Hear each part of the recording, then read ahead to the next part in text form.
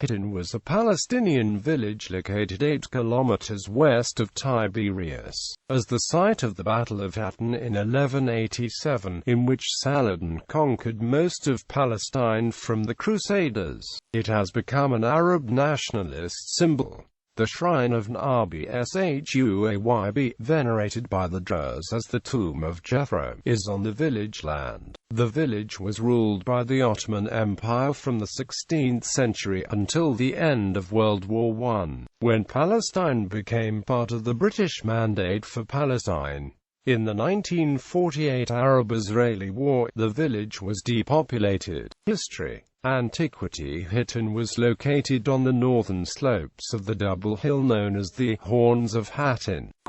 It was strategically and commercially significant due to its location overlooking the plain of Hittin, which opens onto the coastal lowlands of Lake Tiberias to the east, and to the west is linked by mountains passes to the plains of Lower Galilee. These plains, with their east-west passages, served as routes for commercial caravans and military invasions throughout the ages. Archaeological excavation at the village has yielded pottery fragments from the Chalcolithic period and the early Bronze Age. The village may have been built over the Canaanite town of Siddim, which in the 3rd century BC acquired the Old Hebrew name Kfar Hittin.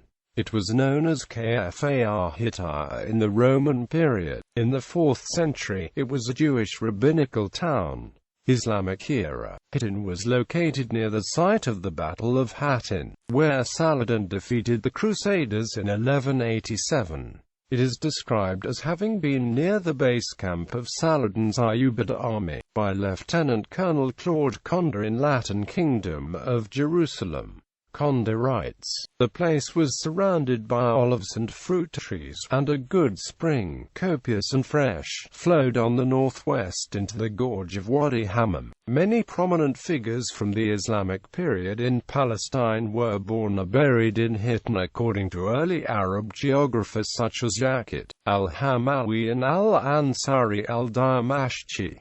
Ali al-Dawdari, the writer, Quranic exegetist, and calligrapher, died in the village in 1302. Ali of Herat wrote that both Jethro and his wife were buried in Hittin. Yaqut al-Hamawi wrote that another shrine near Arsuf that claimed to be the tomb of Shu'ayb was misidentified. Sunni Muslims and Druze would make ziyarats and pilgrimages to Hittin to the tomb of Jethro, and the Druze celebration attracted members of the sect from other parts of the region of Syria.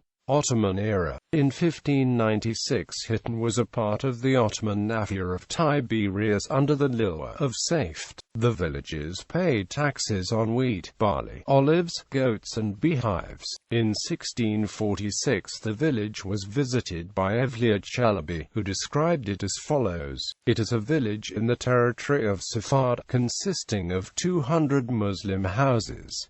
No Druzes live here. It is like a flourishing little town abounding with vineyards, orchards and gardens. Water and air are refreshing. A large fair is held once a week, when 10,000 men would gather from the neighborhood to sell and buy. It is situated in a spacious valley, bordered on both sides by low rocks. There is a mosque, a public bath and a caravanserai in it." Çelebi also reported that there was a shrine called the Tekke Mufrabi, inhabited by over 100 dervishes, which held the grave of Sheikh Ahmed ed-Din, of the family of the Prophet Shu'ayb, who was reputed to have lived for 200 years. Richard Pocock, who visited in 1727, writes that it is famous for some pleasant gardens of lemon and orange trees, and here the Turks have a mosque, to which they pay great veneration, having, as they say, a great sheikh buried there, whom they call Sidishab, who, according to tradition, is Jethro, the father-in-law of Moses. Around this time and until the late 18th century, Hittin was a small village in the autonomous Sheikhdom of Zahir al-Umar. In 1767, Zahir's son Said sought to control Hittin and nearby Tehran, but was defeated by his father. Nonetheless, Zahir granted Said both villages when he pardoned him. A map from Napoleon's invasion of 1799 by Pierre-Jacques Hittin showed the place named as Hattin. Johann Ludwig Burckhardt, a Swiss traveller to Palestine around 1817, noted Hittin as a village, while in 1838 Edward Robinson described it as a small village of stone houses. William McClure Thompson, who visited in the 1850s, found gigantic hedges of cactus surrounding Hittin. He reported that visiting the local shrine was considered a cure for insanity. In 1863, H.B. Tristram wrote about the bright faces and bright colors he saw there, and the peculiar costumes, long tight gowns, or cassocks, of scarlet silk, with diagonal yellow stripes, and generally a bright red and blue or yellow jacket over them, while their cheeks were encircled by dollars and piastres after Nazareth fashion, and some of the more wealthy wore necklaces of gold coins with a doubloon for pendant in front. Quote, in 1875 Victor Guerin visited in 1881. The Palestine Exploration Fund's survey of Western Palestine described Hittin as a large well-built village of stone, surrounded by fruit and olive trees.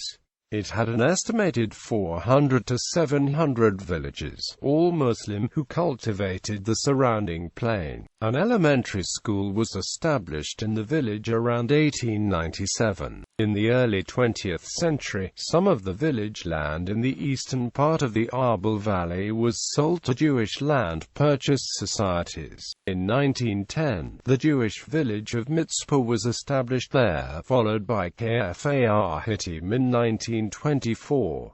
British Mandate Era. In the 1922 census of Palestine, conducted by the Mandatory Palestine authorities, the population of Hattin was 880 Muslims and 9 Jews, increasing in the 1931 census to 931, all Muslims, in a total of 190 houses. In 1932 Sheikh Izz-ad-Din al-Qassam and the local Palestinian leadership affiliated with the Istiqlal Party inaugurated a celebration on the anniversary of Saladin's victory in Hittin. Hittin Day, held on August 27 of that year in the courtyard of a school in Haifa, was intended to be an anti-imperialist rally. It was attended by thousands of people from Palestine, Lebanon, Damascus, and Transjordan. The speeches delivered at the event centered around the independence of the Arab world and the importance of unity between Arab Muslims and Christians. In 1945, Hittin is recorded as having a total land area of 22,764 dunams, of which 22,086 dunams were Arab-owned and 147 dunams were Jewish-owned. The remaining 531 dunams were public property.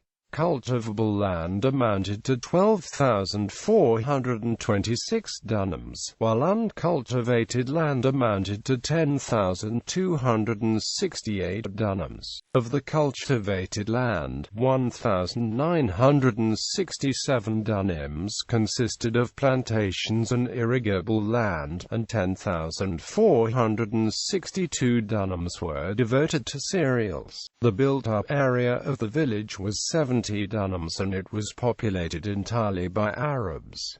1948 War. In 1948 the village Mukhtar was armored Azam Abu Radi. According to the villagers, they did not feel threatened by the Jewish neighbors at Kfar Hittim, who had visited in November 1947 after the UN vote in favor of the United Nations partition plan, and assured the villagers they did not want war. There were 50 men in the village who had rifles, with 25 25 to 50 rounds of ammunition each. The villagers grew anxious listening to Radio Amman and Radio Damascus, but remained uninvolved until June 9, when Jewish fighters attacked the neighboring village of Lubia and were repulsed. Shortly after, an Israeli armored unit, accompanied by infantry, advanced towards the village from the direction of Mitzpah. The attack was rebuffed, but all the local ammunition was used up.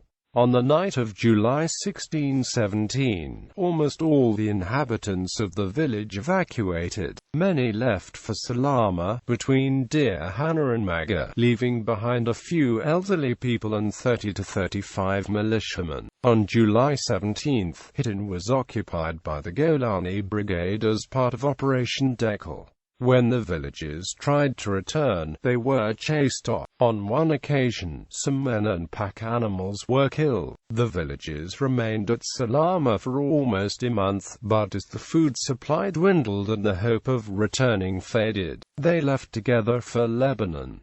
Some resettled in Nazareth. The Israeli government considered allowing 560 internally displaced Palestinians from Hittin and Alu to return to the villages. State of Israel in 1949 and 1950. The Jewish villages of Arbel and Kfar were founded on the lands of Hittin. In the 1950s, the Druze community in Israel was given official custodianship over the Jethro shrine and 100 dunams of land around it. A request to build housing there for Druze soldiers was rejected. The Druze annual pilgrimage continued to be held and was officially recognized as a religious holiday by Israel in 1954. According to Ilan Pape, a resident of Deir Hanna, unsuccessfully applied to hold a summer camp on the site of the Hittin Mosque, which he hoped to restore.